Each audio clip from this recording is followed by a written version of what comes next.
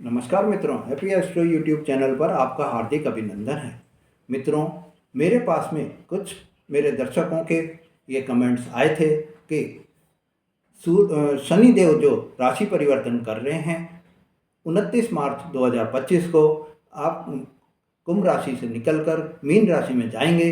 इससे आपकी साढ़े साती से जो आपकी मुक्ति होगी तो आपको क्या प्रभाव पड़ेंगे।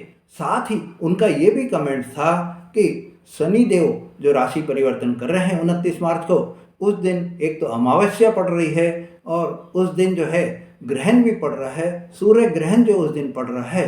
तो ये आपके लिए क्या, हमारे जो राशि है मकर राशि है, उसके लिए कोई विपरीत प्रभाव तो नहीं डाल रही है। इस दिन जो है कोई भी ऐसा तो हमारे कारण नहीं बन जाए कि साढ़े साती से जो हम परेशानी भुगत रहे थे वही पर हमें आगे कंटिन्यू में प्राप्त होती रहे या आगे कंटिन्यू में बनी रहे। क्योंकि मित्रों, जनरली हम ये देखते हैं कि जैसे कोई नव वर्ष अगर लग रहा है तो उस नव वर्ष में जब पहली तारीख को हम ये वो करते हैं कि आज हम अच्छे ही अच्छे कार्य करने की सोचते हैं। हम ये सोचते हैं कि आज के दिन कोई भी बुरा कार्य या कोई भी खराब हमारे व्यवहार हमारे से नहीं हो, जिससे हमारा पूरा साल जो है वो अच्छा निकले।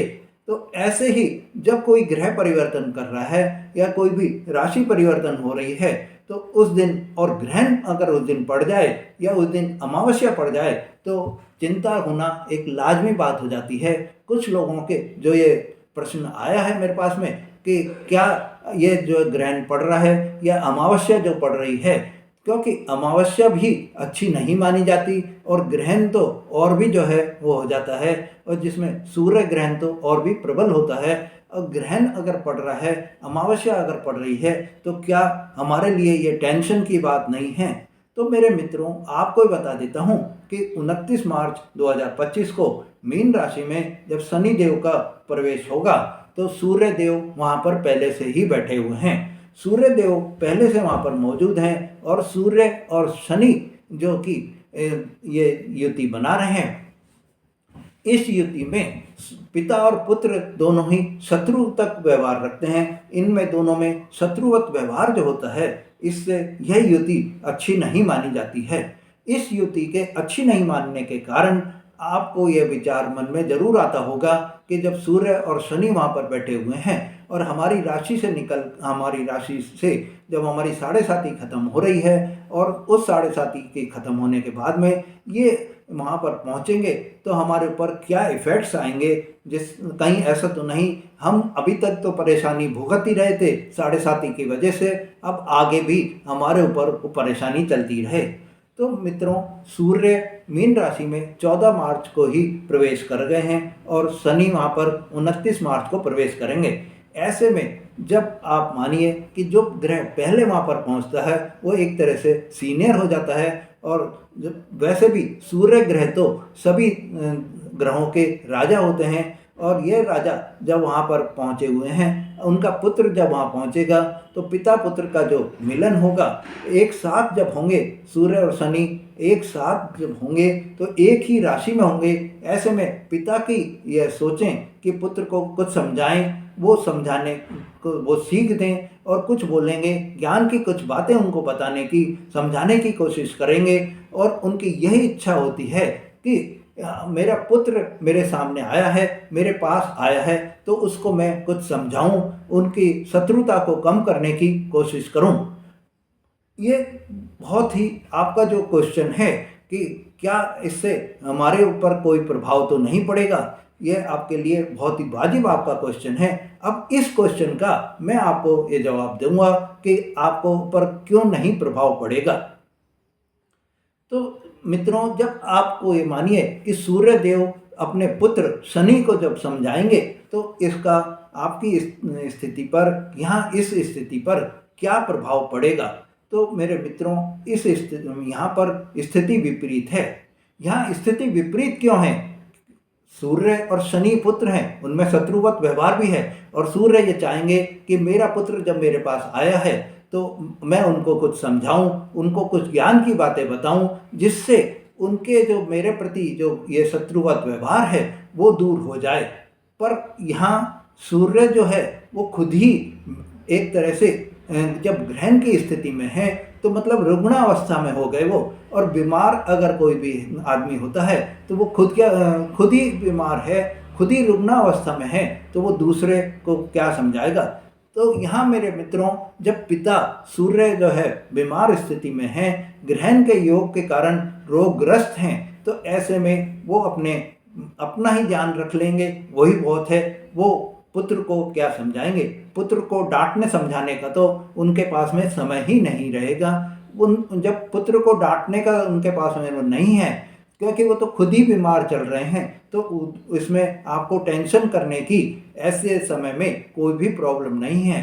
क्योंकि जब एक बार अगर वो प्रवेश कर गए शनिदेव, और उसी दिन जब अमावस्या हो गई और ग्रहण हो गया, तो सूर्य के पास तो समझाने का कोई मतलब ही नहीं होता है। और जब आदमी वहाँ पर रहने लग जाता है, पुराना हो जाता है, तो उसको बाद में समझाने का कोई भी अवसर नहीं होता है, उसको बाद में समझाने के लिए कोई भी वो चांस ही नहीं होते हैं। सूर्य इस समय जब 29 मार्च को कमजोर अवस्था में रहेंगे, रुग्णावस्था में रहेंगे, ग्रहण की अवस्था में रहेंगे, तो आपके लिए कोई भी टेंशन करने की बात नहीं है।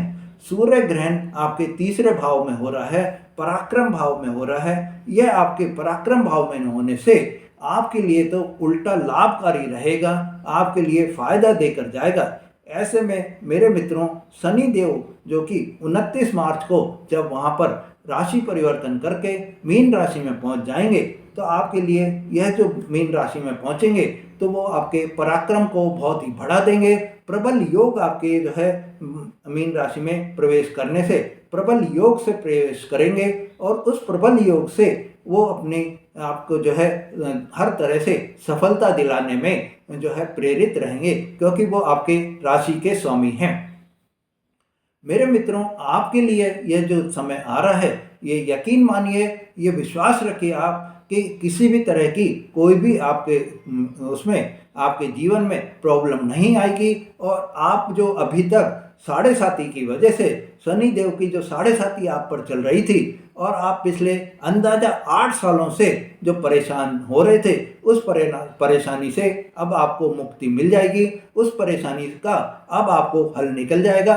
पर आप ये यकीन मानिए कि आप ये सोचें कि साहब 29 मार्च को शनि जो है राशि परिवर्तन करके गए और 30 मार्च से ही हमारे को अच्छा होने लग जाए, या 29 मार्च से ही हमारे अच्छा होने लग जाए, वो नहीं है। अच्छा होगा, जरूर अच्छा होगा, ये आपको मैं विश्वास से कहता हूँ, आपको 100% लिख कर दे सकता हूँ कि आपको अच्छा होगा।